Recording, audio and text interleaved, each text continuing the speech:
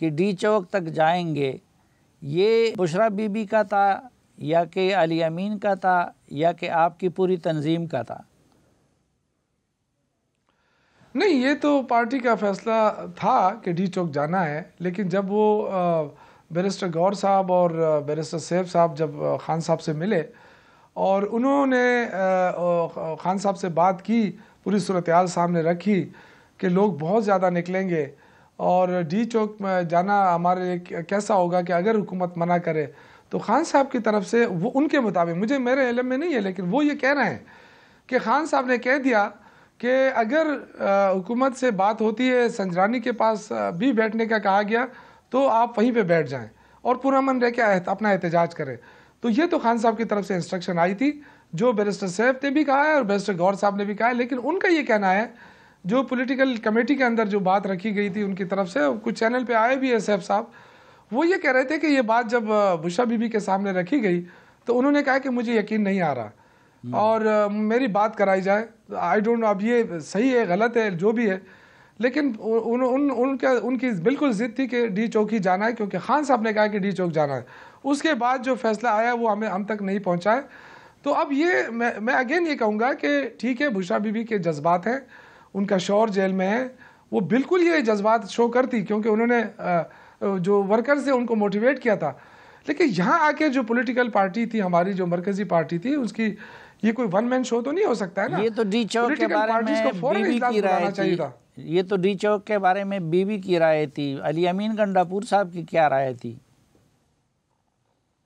نہیں، میرے خیال سے علی امین گنڈاپور صاحب نے بھی گور صاحب کی اس پہ وہ کیا تھا، میرے ذاتی خیال ہے، کیونکہ وہ بھی وہ چاہتے تھے کہ اگر خان صاحب نے کہا ہے کہ سنجرانی میں بیٹھ جائیں تو کوئی مذائقہ نہیں ہے، لیکن یہ باتیں میں ان کی طرف سے کر رہا ہوں، جو بیرسٹر سیف نے مجھے بتائی ہے، جو ٹی وی چینل پہ کہا ہے، وہ یہ کہہ رہے ہیں کہ بشریٰ بی بی نہیں مانی، جس کی وجہ سے ہمیں مجبور ہونا پڑا۔ تو یہ جو مجبوری کا لفظ استعمال ہوا ہے، مجھے اس پہ سخت اعتراض ہے۔ اچھا، بہت بڑی پارٹی ہے کو چھوڑ کے، اتنی بڑی پارٹی ہے، کارکنوں کو چھوڑ کے علی امین اور بشریٰ بی بی نے جو اقدام کیا، کیا یہ مناسب تھا کہ وہ میدان سے نکل گئے خود؟ دیکھیں سلیم صاحب، اس میں دو رائے ہیں۔ ایک تو بات یہ ہے کہ کیا وہ لوگ اس لیے تیار ہو کے گئے تھے کہ جی یہ فائرنگ ہوگی اور ہم فائرنگ کا سامنا کریں گے؟ ہرگز نہیں۔ وہ علی امین گنڈاپور صاحب نے خود بتایا ہے کہ میں کچھ دیر اور رہتا تو بہت زیادہ کیجولٹیز ہو جاتی، کیونکہ لوگ نہیں جا رہے تھے، وہ ان کو بھی نہیں چھوڑ رہے تھے۔ تو یہ انہوں نے کہا کہ یہ حکمت تھی کہ اگر میں یہاں چلا جاؤں تو یہ لڑکے چلے جائیں گے، کیونکہ فائرنگ ہو رہی تھی، وہ شدید قسم کی فائرنگ ہو رہی تھی، رات کا اندھیرا تھا، کچھ سمجھ نہیں آ رہی تھی۔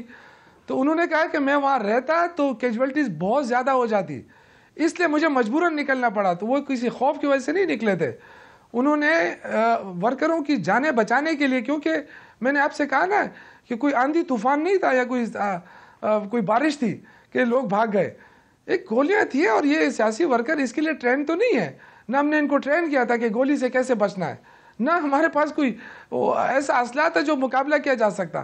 تو میرے خیال سے یہ بڑی زیادتی ہوئی ہے، اس کی آپ بھی مذمت کر رہے ہیں، پورا پاکستان مذمت کر رہا ہے، پوری دنیا کر رہی ہے کہ پاکستان میں سیاست کس نہج پہ پہنچ چکی ہے کہ سیاسی ورکروں پہ بھی اس طرح جو ہے وہ ڈائریکٹ فائرنگ ہو سکتی ہے۔ تو اس کلچر کو اب ختم کرنا چاہیے، یہ انتہائی خطرناک کلچر ہے۔ میں اگین کہوں گا کہ پولیٹیکل اپروچ دونوں طرف سے ہونی چاہیے، کیونکہ اس طرح اگر ہم دعوے بڑے کریں کہ پاکستان ترقی کرے گا، اس طرح پاکستان ترقی نہیں کر سکتا جب تک ہم سیاسی اپروچ نہیں اپنائیں گے اور سیاسی لوگوں کو آگے لے کر نہیں آئیں گے۔ ادھر وزیر داخلہ کے رویہ دیکھیں، وہ کس طرح کہ آگے کہ ہم نے صفایا کر دیا، تو یہ کوئی کسی اور ملک سے آئے ہوئے لوگ تھے، کوئی حملہ آور تھے جو آپ نے صفایا کر دیا؟ یہ تو تب ہمارے لوگ کہتے ہیں جب دہشت گردوں کے خلاف جب آپریشن ہوتا ہے تو اس وقت یہ باتیں کہی جاتی ہے کہ جو ہم نے صفایا کر دیا۔ یہ بات بڑا دردناک لفظ تھا۔ یہ بات کس حد تک درست ہے کہ کور کمیٹی میں بڑی تلخ گفتگویں ہوئی اور بشریٰ بی بی نے کچھ لوگوں کو بے غیرت بھی کہا؟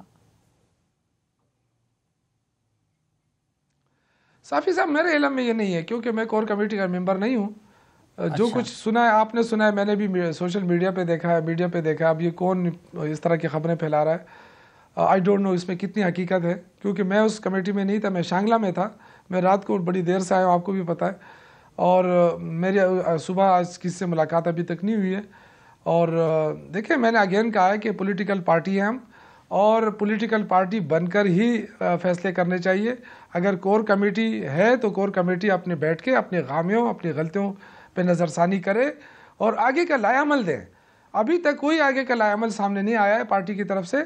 اور جو لوگ ہمارے شہید ہوئے ہیں، جو زخمی ہوئے ہیں، ان کے حوالے سے باقاعدہ ایک وہ بنانی چاہیے ڈیٹیل، اور اس کے بعد فگر جاری کرنی چاہیے. اسی طرح جو لوگ ہسپتالوں کے اندر ہیں، جو جیلوں کے اندر ہیں، آپ کی اطلاع ان کے کیا حوالے سے ہے؟ بھی پارٹی کو اس پہ آپ ورک کی کرنا اطلاع چاہیے. کیا ہے؟ کتنے لوگ مرے ہیں اور کتنے لوگ جیلوں میں ہیں؟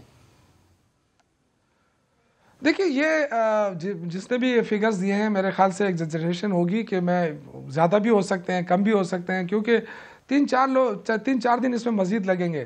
کیونکہ میں کل آیا ہوں اپنے حلقے سے، تو کچھ لوگ ابھی بھی مسنگ ہیں.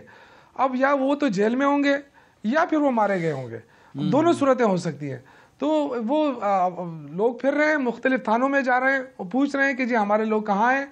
اگر وہ سارا ڈیٹا مل گیا اور لوگوں نے کہا کہ جی ہمارے لوگ پورے ہو گئے ہیں، تو پھر اس کے بعد میں کہہ سکتا ہوں کہ اتنے لوگ مرے ہیں، اتنے لوگ زخمی ہیں.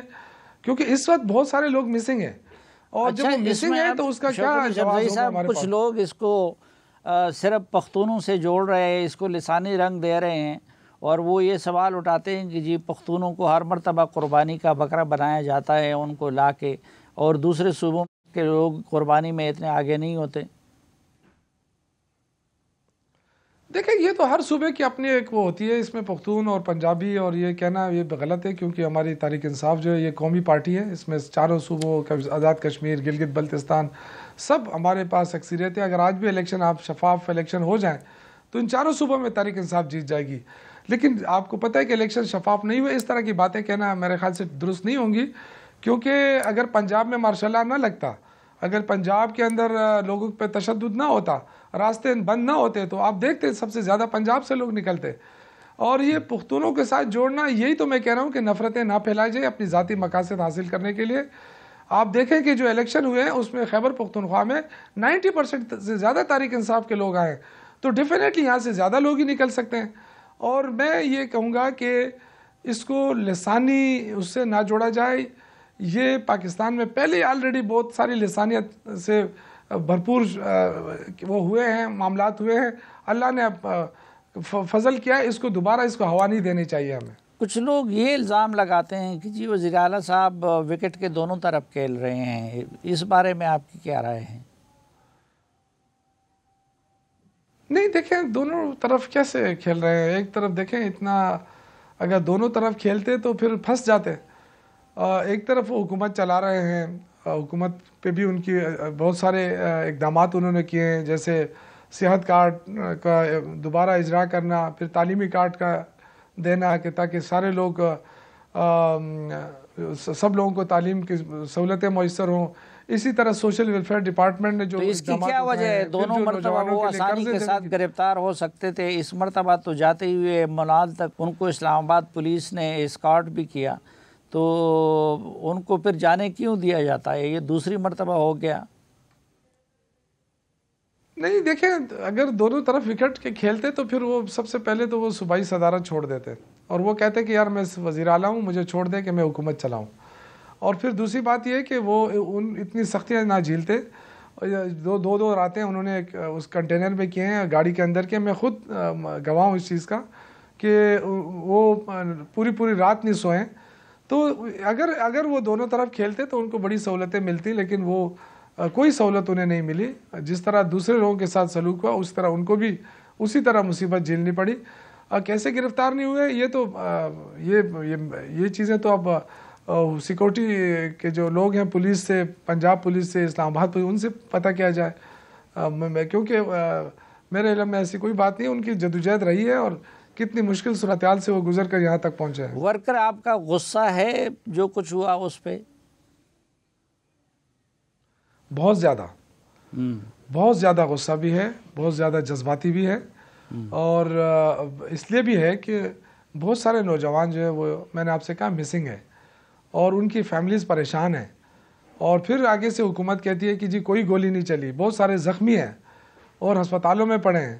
اور جس انداز سے آپ دیکھیں کہ جو پولی کلینک اور پیمس ہسپتال کی جو ویڈیوز سامنے آئی ہیں، تو اس کے ذمہ دار کون ہیں؟ اور رینجرز والے اور پولیس والے جو شہید ہوئے ہیں ان کی آپ مذمت کرتے ہیں؟